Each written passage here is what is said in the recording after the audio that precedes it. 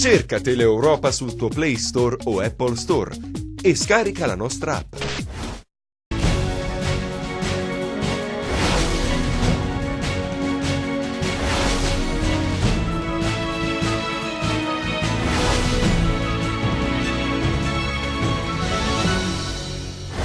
C'è una truffa assicurativa dietro al rogo che ha distrutto il pub di Catanzaro Lido, in cui hanno perso la vita 2 persone. La polizia ha fermato un parente del titolare. Era ricercato dal 2016, il boss Giuseppe Pelle è stato catturato nella notte a Condofuri. Il latitante era nascosto in un'abitazione isolata.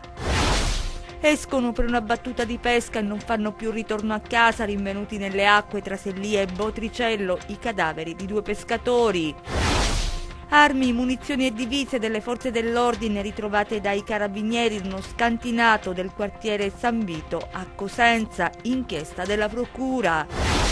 La lunga telenovela dell'ospedale di Cosenza, dove si farà Oliverio, rischiamo di perdere le risorse disponibili, il governatore chiama in causa il comune di Cosenza. Rocca Imperiale, si prepara la stagione estiva, nuovi progetti per incrementare i flussi turistici. Ben ritrovati dalla redazione del TG10, un'ampia pagina di cronaca in apertura. Partiamo da Catanzaro perché c'è un fermo, c'è un arresto per il rogo appiccato alla Tonninas di Catanzaro Lido. Si tratta di Gennaro Fiorentino, 47 anni, collaboratore e cognato del titolare del pub. Nell'incendio, lo ricordiamo, sono morti Giuseppe Paonessa ed Eugenio Sergi, che hanno appiccato il rogo. Secondo l'accusa, i 2 hanno agito su incarico di Fiorentino, che era intenzionato a truffare l'assicurazione. I particolari nel nostro servizio. Questa volta non c'è la mano della criminalità organizzata dietro l'incendio del pub Tonninas di Catanzaro Lido. Quel rogo in cui hanno perso la vita 2 persone è stato appiccato per truffare l'assicurazione e c'è un fermo. Si tratta di un parente del titolare del locale, Gennaro Fiorentino, di 47 anni, che dopo un lungo interrogatorio ha ammesso le proprie responsabilità. Per saldare i suoi debiti avrebbe pensato di dar fuoco al locale per poi incassare i soldi dell'assicurazione e per farlo ha ingaggiato Giuseppe Paonessa, 34 anni, ed Eugenio Sergi, di 33, le 2 persone che hanno perso la vita nell'incendio. Uno era il titolare di un bar di Borgia, l'altro un suo dipendente. Le meticolose indagini della squadra mobile, coordinata dal sostituto procuratore di Catanzaro Chiara Bonfandini, con la supervisione del procuratore aggiunto Vincenzo Capomolla e del procuratore capo Nicola Gratteri, hanno consentito di ricostruire la dinamica. Paonessa e Sergi quella sera hanno atteso la chiusura del pub. Verso mezzanotte si sono introdotti nel locale utilizzando chiavi originali, quindi hanno cosparso una grande quantità di liquido infiammabile. Pensate, hanno utilizzato ben 80 litri di benzina, nebulizzandola anche nell'aria, ma quando è stato innescato l'incendio si è determinata un'esplosione che non ha lasciato scampo ai 2. Gli inquirenti, grazie anche ad intercettazioni telefoniche e ambientali, hanno accertato che a dare l'incarico ai 2 era stato un parente del titolare e collaboratore del Tonninas, Gennaro Fiorentino. Diversi gli elementi raccolti dagli investigatori a suo carico. Messo alle strette nella notte, il 47enne ha confessato. Adesso dovrà rispondere di danneggiamento seguito da incendio e morte come conseguenza di altro delitto. Nessuna estorsione dunque, ma il rogo ad uno dei locali più frequentati della movida catanzarese è stato appiccato per mettere in atto una truffa assicurativa, un gesto finito però in tragedia. Era nascosto in un'abitazione isolata nel territorio aspromontano di Condofuri. Questa notte la polizia ha arrestato il boss latitante Giuseppe Pelle. Vediamo. Decine di uomini della squadra mobile di Reggio Calabria hanno letteralmente assediato una vasta area dell'Aspromonte a Condofuri, in una zona impervia nei pressi di una fiumara. Poi nella notte è scattato il blitz che ha portato all'arresto di Giuseppe Pelle, 58 anni, il capo della provincia dell''ndrangheta calabrese, ovvero quel livello che prende le decisioni strategiche che riguardano tutte le cosche federate dell''ndrangheta. Pelle, sorpreso nel sonno, non ha opposto resistenza. Era ricercato da 2 anni ed era in compagnia di alcune persone, la cui posizione è adesso al vaglio degli inquirenti. Giuseppe Pelle fa parte della potente e sanguinaria famiglia dei cosiddetti Gambazza di San Luca, imparentata con un'altra temibile famiglia, quella dei Barbaro di Platì. Deve scontare una pena residua di quasi 2 anni e mezzo per associazione mafiosa e l'anno scorso è stato coinvolto nell'inchiesta Mandamento Ionico, coordinata dalla DDA di Reggio Calabria e che riguarda il controllo asfissiante che le cosche esercitano sui lavori pubblici nel territorio del Regino. Da sempre la sua famiglia si è interessata anche alla politica. La casa di Bovallino dei Pelle era diventata in passato meta di una vera e propria processione di candidati in cerca di sostegno alle elezioni regionali. Nelle intercettazioni effettuate dai carabinieri si delineavano nel 2010 le strategie delle cosche per fare eleggere i propri candidati fino a portarli in Parlamento. È grande la soddisfazione degli investigatori e degli inquirenti per questa cattura. Abbiamo sfatato il mito dell'imprendibilità di Pelle Giuseppe, sebbene fosse latitante da 2 anni, tuttavia la caratura criminale del soggetto è tale che appunto l'obiettivo rappresentava una urgenza. Certamente possiamo dire che con la cattura di Pelle Giuseppe i soggetti con grandi passati criminali, con grandi trascorsi in stato di latitanza non ne rimangono più, ad eccezione di Crea Domenico, affiliato alla cosca di Rizziconi, e quindi possiamo certamente dire che la stagione dei grandi latitanti ormai è sostanzialmente conclusa. Sono usciti per una battuta di pesca e non sono più tornati a casa, sono stati ritrovati nelle acque tra Sellia e Botricello i cadaveri di 2 pescatori. Vediamo. La passione per la pesca li ha spinti ad uscire in barca anche ieri, nel tratto di mare tra Sellia Marina e Botricello. Doveva essere la solita battuta di pesca per Michele Costa, di 77 anni, e Antonio De Fazio, di 70. Esperti, uno dei 2 in particolare, e prudenti, non potevano immaginare che quella sarebbe stata l'ultima volta. Nel primo pomeriggio i parenti dei 2, allarmati per il mancato rientro, hanno chiesto l'intervento dei soccorsi. 2 imbarcazioni della Capitaneria di Porto sono partite da Catanzaro Lido e Crotone alla ricerca dei pescatori, mentre i carabinieri di Sellia Marina, a terra, hanno cercato e trovato l'auto con la quale i 2 erano arrivati in località Riva Chiara per trascorrere una giornata di mare. Le onde, forza 4, hanno evidentemente travolto la loro imbarcazione da 5 metri, facendoli cadere in acqua. La zona è stata sorvolata anche da un aereo della Polizia di Stato, finché Costa e De Fazio non sono stati individuati, purtroppo ormai senza vita. Il primo cadavere è stato ripescato davanti alla spiaggia di Botricello, il secondo, dopo circa un'ora, poco più avanti, in direzione Crotone, nei pressi del depuratore. Le indagini sono condotte dalla Procura della Repubblica di Catanzaro, con l'obiettivo di ricostruire le cause della tragedia. Le condizioni del mare erano proibitive, la temperatura dell'acqua e l'età avanzata dei 2 sono state fatali. I carabinieri di Cosenza hanno ritrovato in uno scantinato nel quartiere San Vito armi e divise della Polizia di Stato. C'è un'indagine della Procura, vediamo. Eccole le divise della Polizia di Stato ritrovate questa mattina dai carabinieri di Cosenza in uno scantinato di un palazzo di 4 piani nel quartiere San Vito. È stato il pastore tedesco Collins a fiutare qualcosa e guidare i militari nella stanza buia verso 4 grandi sacchi di tela di colore nero, alcuni dei quali portavano la scritta Polizia di Stato. Nel corso dei controlli rinvenuta una pistola, un revolver calibro 38 con matricola a brasa, carica e pronta all'uso, oltre 230 cartucce di vario tipo e un ordigno esplosivo di fabbricazione artigianale che è stato fatto brillare dagli artificieri del comando provinciale dei carabinieri di Cosenza. Il materiale è stato sequestrato. La Procura della Repubblica ha avviato le indagini. Svolta nell'omicidio del pentito Pasquale Gagliostro, ucciso a Palmi lo scorso 2 agosto. Vediamo.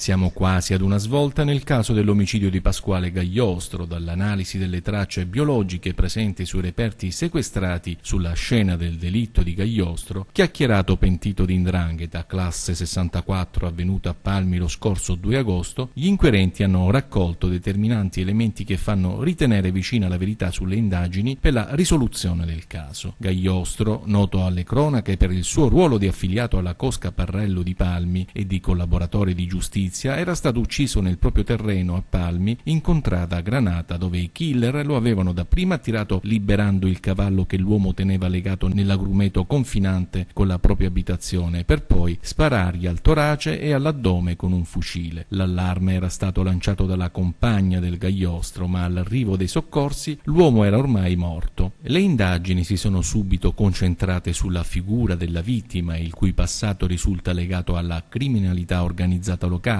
sia come elemento del clan Parrello che come collaboratore di giustizia, le cui dichiarazioni, anche se non sempre attendibili, sono entrate a far parte di recenti indagini contro l''ndrangheta reggina. Gagliostro qualche decennio fa, esattamente nel 2006, era salito alla ribalta delle cronache nazionali nel drammatico rapimento del piccolo Tommaso Onofri a Parma, il bambino di 18 mesi che è stato poi trucidato da 2 balordi. In tutta questa nefanda sventura si inserisce Gagliostro, che si fece avanti dal carcere di Parma dicendo di sapere chi c'era dietro al rapimento e che anche lui era stato interpellato per sequestrare il bambino. Gli inquirenti alla ricerca di qualsiasi pista seguirono anche quella traccia. In realtà Gagliostro, per forme maniacali, aveva mentito dimostrandosi un impostore. A Parma in quel momento era con una identità nuova di zecca come collaboratore di giustizia, un pentito non troppo pentito, dimostratosi in quell'occasione un grande impostore. Le altre notizie di cronaca nelle nostre brevi.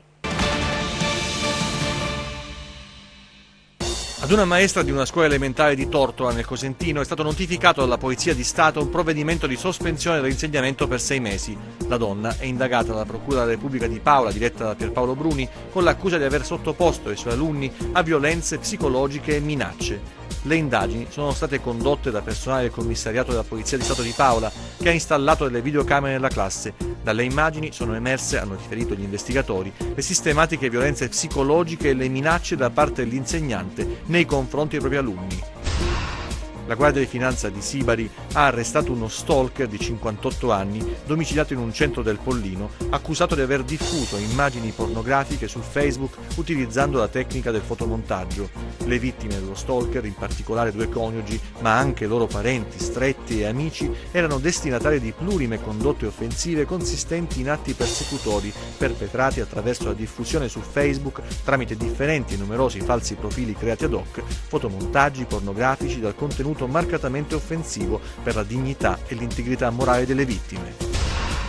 Il sindaco di Crotone, Ugo Pugliese, ha proclamato il lutto cittadino per domani 7 aprile per la tragica scomparsa di Petro Ciriac Dragos e Giuseppe Greco, vittime dell'incidente sul lavoro avvenuto ieri. Pugliese, col decreto, ha anche disposto l'esposizione delle bandiere a mezz'asta degli uffici comunali ed invitato i titolari delle attività commerciali e la comunità tutta ad esprimere la propria partecipazione al lutto cittadino. E c'è una notizia appena battuta dalle agenzie di stampa, la vediamo insieme, arriva da Paola. La Procura della Repubblica di Paola ha sottoposto a sequestro il campo sportivo di Acquapesa.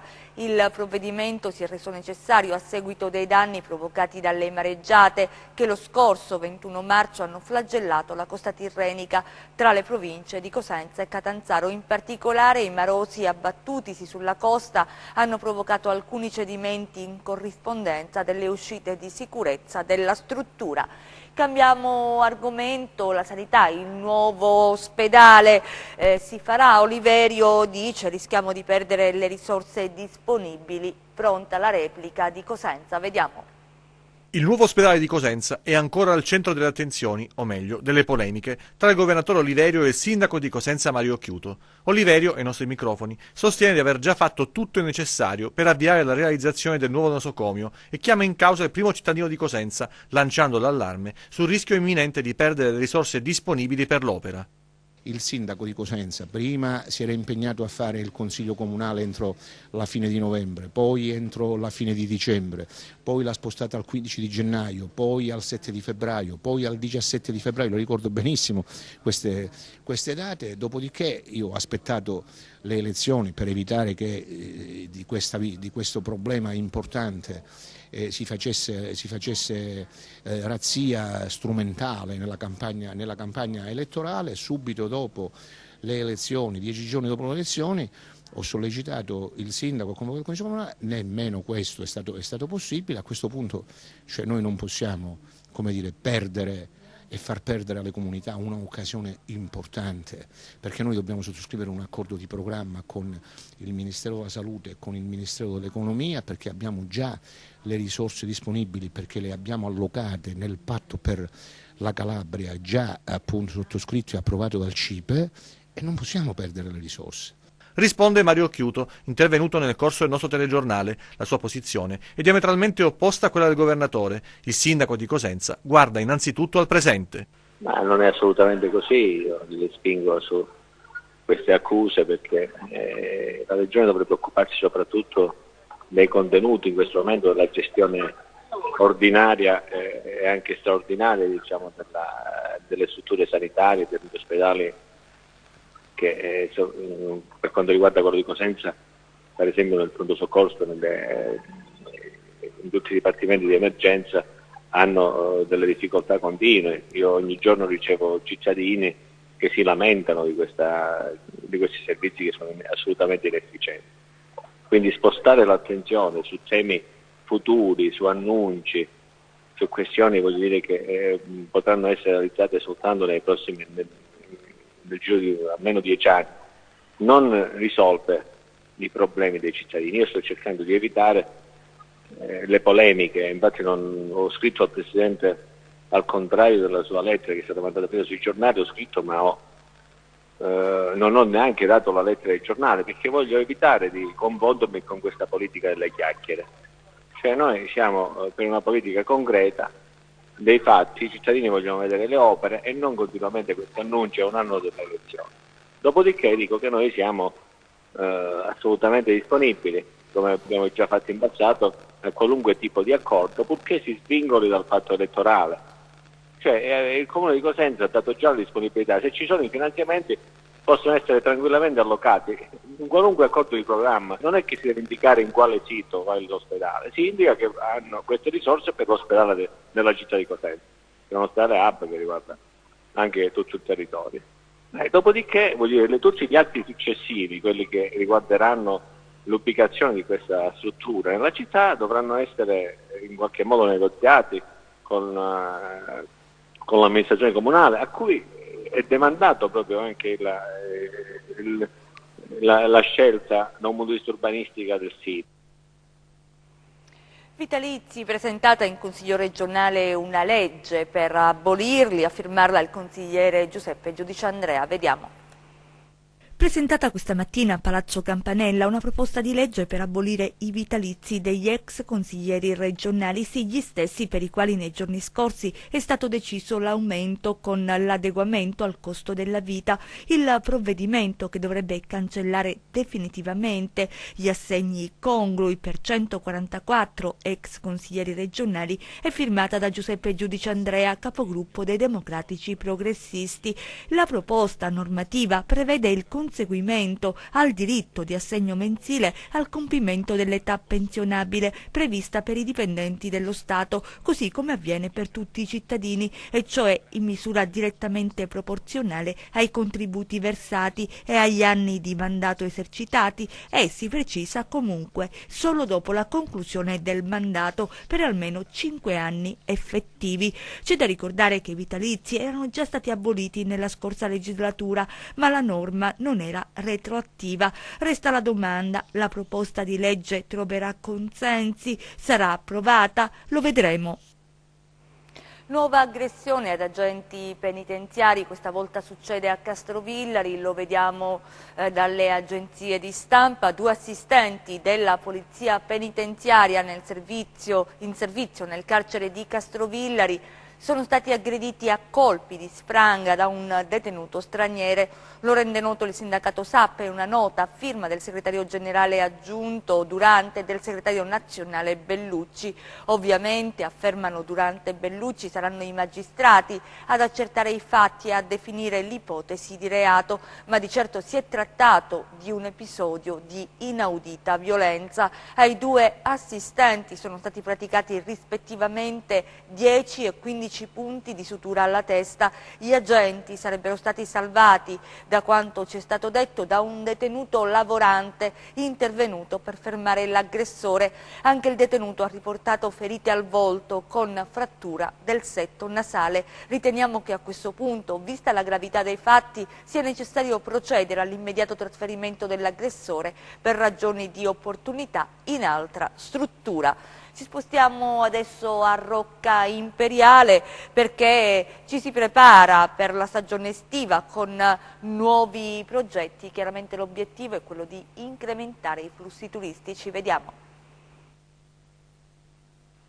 Rocca Imperiale, la porta d'ingresso della Calabria per quanti provengono da nord, si sta preparando alla stagione estiva 2018, partendo dal principio che per intercettare e accogliere importanti flussi turistici bisogna rendere bello e appetibile un territorio. L'amministrazione comunale ormai da 4 anni ha messo in campo importanti progetti e opere di riqualificazione urbana. Il lungomare noi avevamo già detto che era l'inizio di un grande percorso, soprattutto di una grande attività di svolta e di cambiamento che avremmo dato alla nostra comunità. Così è stata, perché nel corso di questi anni, di questi mesi, avvertiamo oramai con grande significato presenze importanti, da ultimo quelle che ci sono state nel periodo di Pasqua, Pasquetta, che segnano soprattutto un fatto con particolare evidenza, che Rocca diventa una meta, diciamo, turistica apprezzata, riconosciuta. La volontà dell'amministrazione comunale è anche quella di creare un unicum tra la marina e il centro storico.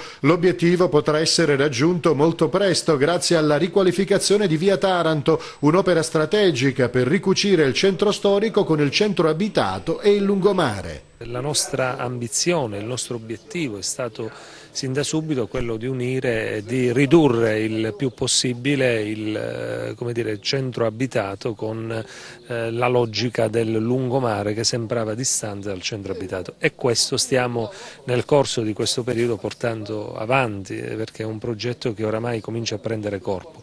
Via Taranto sta dentro questa dimensione, la riqualificazione di Via Taranto, con una logica che segue quasi quella del nostro lungomare, quindi passeggiate, piste ciclabili in sicurezza, per poi avvicinarsi a quella che sarà la riqualificazione sia di Via Lido che di Via Fiera, già appaltata. I lavori, io penso e spero, inizieranno già alla fine di questo mese, e spero di poter consegnare, per così dire, le chiavi di queste due importanti opere alla nostra comunità già i primi di agosto.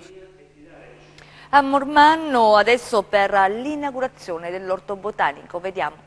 Un orto botanico nel cuore del borgo di Mormano e precisamente in località Montagnella sotto il faro votivo, una scelta dell'amministrazione comunale che aveva annunciato all'assessore all'ambiente Giuseppe Fasano, scegliendo la linea della sostenibilità ambientale. Così dal progetto sui nuovi nati, prendendo spunto dalla normativa nazionale che punta ad incentivare gli spazi verdi urbani piantando un albero per ogni nuovo nato, l'amministrazione comunale guidata dal sindaco Giuseppe Regina ha messo a dimora 23 nuove piante, una per ogni nuovo nato nel 2017. Piantare un albero per ogni bambino è anche un gesto di amore nei confronti di tutti. Assicuriamo aria salubre e qualità ambientale per una cittadina che della sostenibilità ambientale vuole diventare modello di riferimento per l'intero Pollino. Un plauso a questa iniziativa. Il parco naturalmente è vicino, perché poi questo è anche un luogo di visita, anche di visita turistica, perché è vicino, essendoci il faro votivo, questo monumento particolare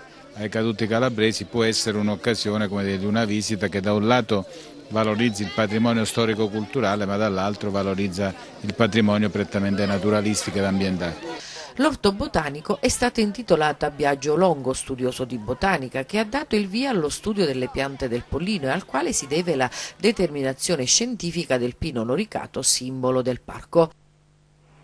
Chiudiamo con le previsioni del tempo.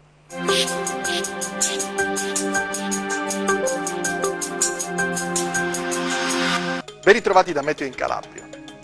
Le condizioni di variabilità in atto tendono ad esaurirsi su tutta la regione in vista del fine settimana.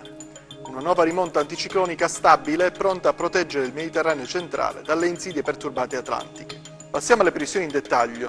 Domani cielo sereno ovunque, qualche velatura sopraggiungerà nella seconda parte della giornata sul Reggino. Temperatura in lieve aumento. Passiamo ai mari e ai venti. Domani mare ovunque poco mosso, venti dai quadranti orientali tra deboli e moderati sul Tirreno, moderati settentrionali sullo Ionio. Prima di salutarci vi ricordo il nostro sito web www.meteoincalabria.it e la nostra pagina Facebook Meteo in Calabria.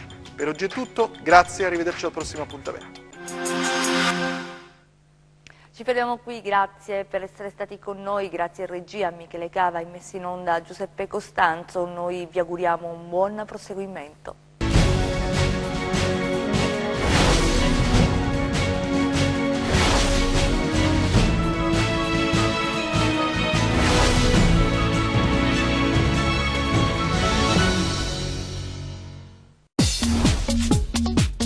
Cerca Teleeuropa sul tuo Play Store o Apple Store e scarica la nostra app.